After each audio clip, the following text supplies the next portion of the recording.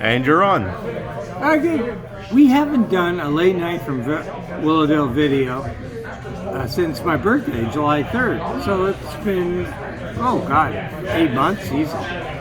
So we're here at the Frog and Firkin at Young and Shepherd, which is in Willowdale. So it's late night. It's early night, but it's kind of late night.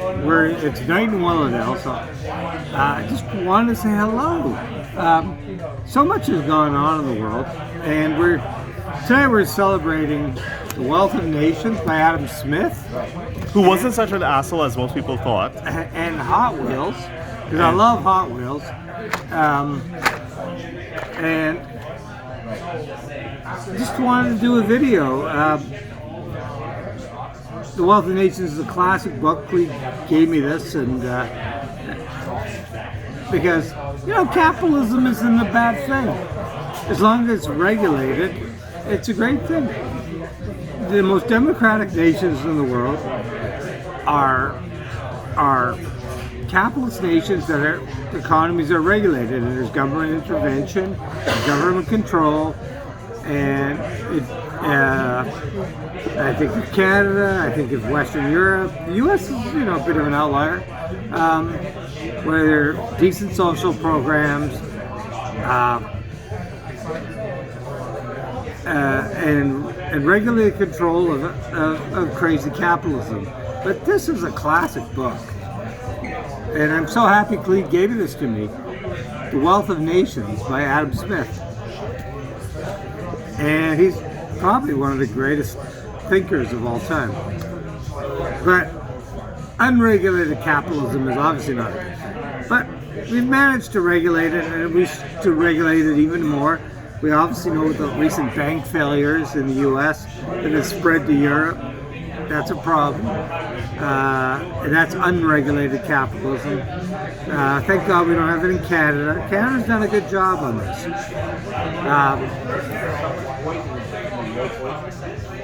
But by and large, I think, yes, capitalist economies tend to be more democratic economies, more fair economies. And in some ways, you can't really separate capitalism from democracy, right? Absolutely. Capitalism and democracy are interlinked. Because for capitalism to thrive, they need freedom. Freedom, yeah, which is what Adam Smith talked about. Yeah. Exactly. They need freedom. For capitalism to survive, they need freedom. But Adam Smith was ahead of his time. But obviously you need some regulation. You need labor laws. You need environmental regulation.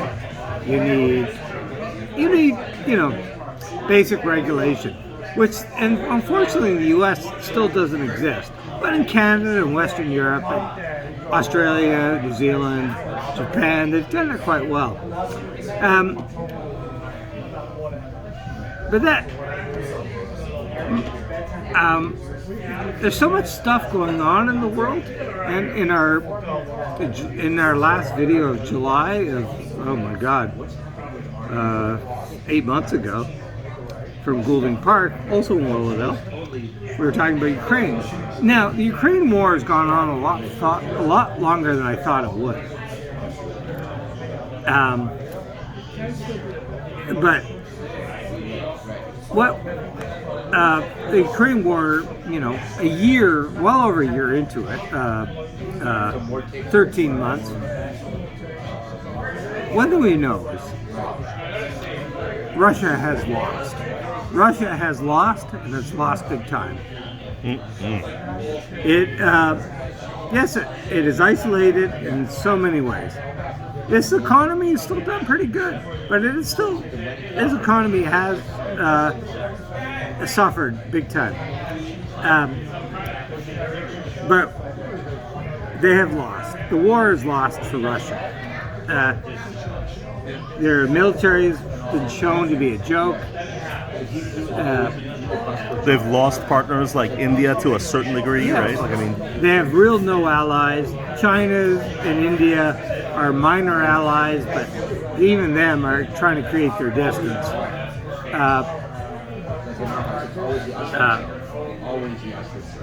Ukraine has won in many senses. All the objectives of Putin have been lost.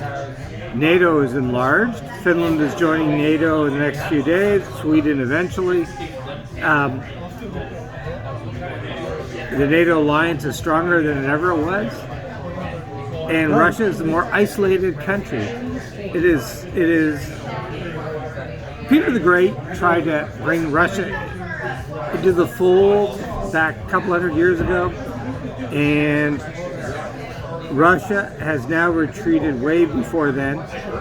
Russia is the most isolated country in the world. Putin is a war criminal and, as designated by the International Criminal Court, a war criminal. And that's a very big deal. It's a big deal. Yeah. A lot of countries like the U.S., China, and Russia don't recognize the International Criminal Court, but a lot of countries do. Most countries in Europe do. Canada does. Putin can go nowhere without being arrested. So Russia has lost. They've lost big time. The problem is, how does this war end in Europe, in Eastern Europe? Because to say, Putin will never say that he lost because he'll be deposed. So it's a difficult thing.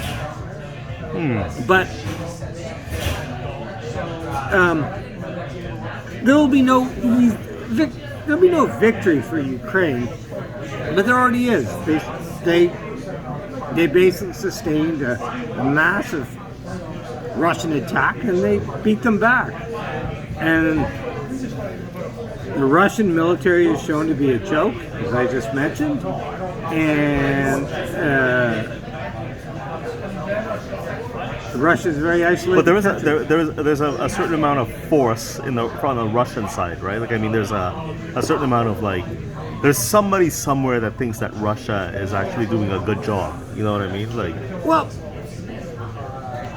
nobody's thinking Russia is doing a good job. In fact, the fact that China is not arming Russia is interesting. Xi Jinping realizes, yeah, he wants to embrace Russia in the sort of anti-American alliance, but he can only go so far because he knows that China is tied into the Western economy. He can only go so far. So far he hasn't given Russia any weapons. The bottom line is,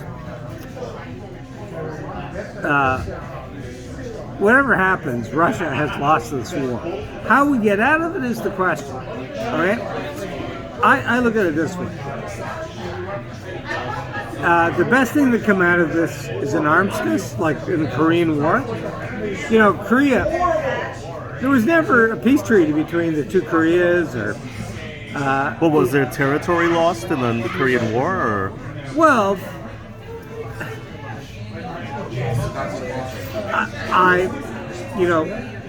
there was... Because Putin doesn't want to leave, like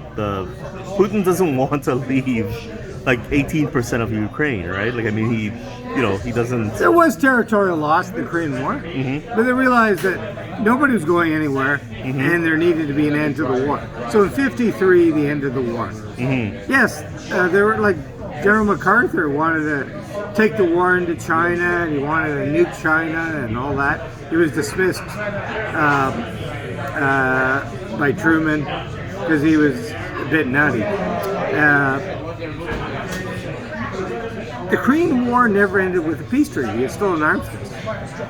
So you can watch all those episodes of MASH, which I do, and you realize the Korean War, there's still a war in the Korean Peninsula. It ended with an armistice. That's the way that's the way the Ukraine thing should end. But what about Russia's move to put nuclear weapons in Belarus?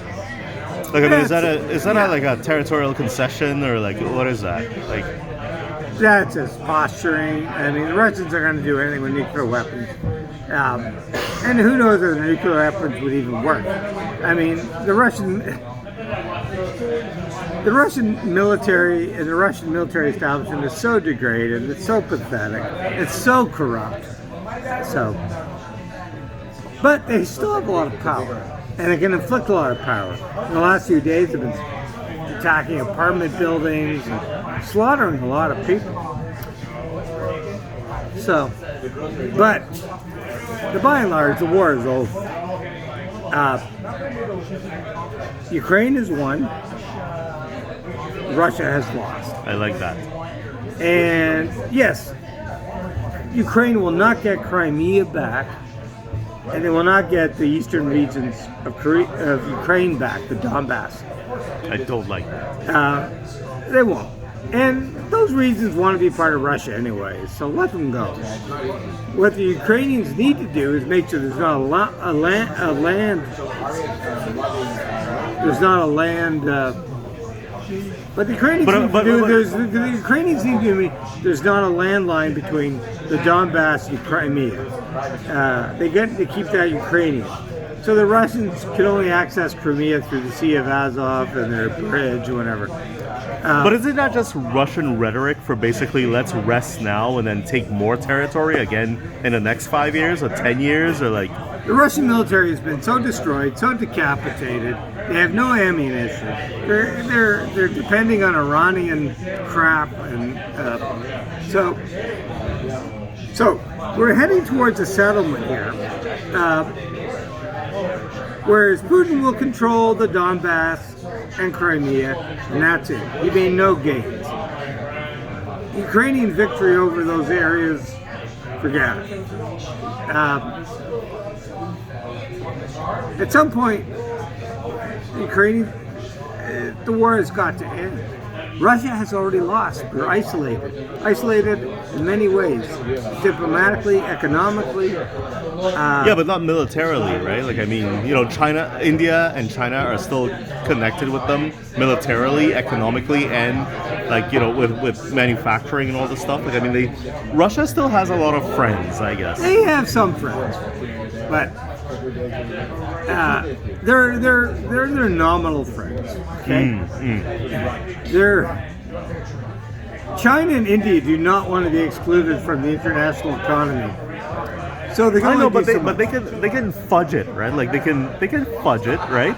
Because we need them just as much as they need us, right? Like, I mean, absolutely.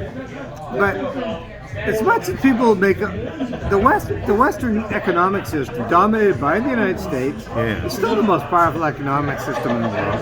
The U.S. dollar still reigns, and all the internal problems that go on in the U.S., from Donald Trump to all sorts of problems, the United States is still the most important country in the world. They still dominate. So, and Russia knows this, and China knows this. So, in the end, the Ukraine war will come to a stalemate and probably some sort of compromise, like what happened in the Korean Peninsula. But these two Koreas are still at war.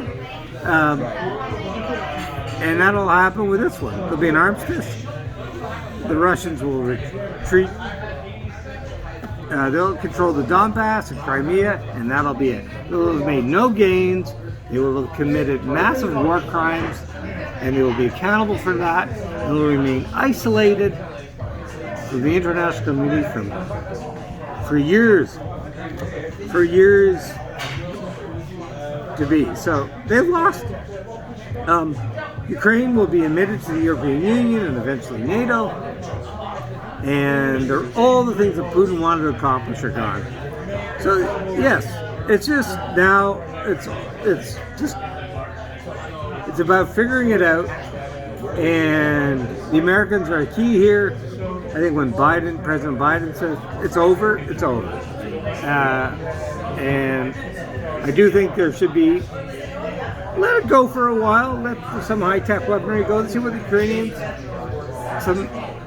see what they can do in the next couple of months. But I would say by the summer, there should be a compromise. The Russians should not be rewarded for what they did, and they won't be. They'll be isolated for years. There won't be.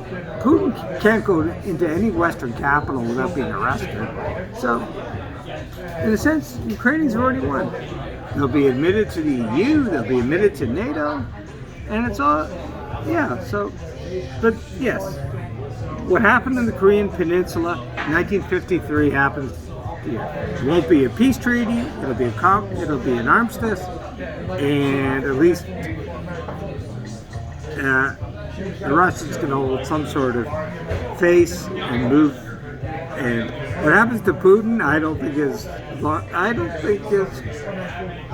leaders. I gotta use the washroom, Andrew. Yeah. I don't know how to do this. Like, I mean, how do I keep reporting? Like, Okay, you know what? We're gonna end this video. Clee needs to use the bathroom. We haven't done a video in a long time, so maybe that's a good way to end it. Because there's lots to say, but let's end it on that. Ukraine has won, Russia has lost, and I think an armistice is in the future, and okay, I gotta go. that's it. Okay.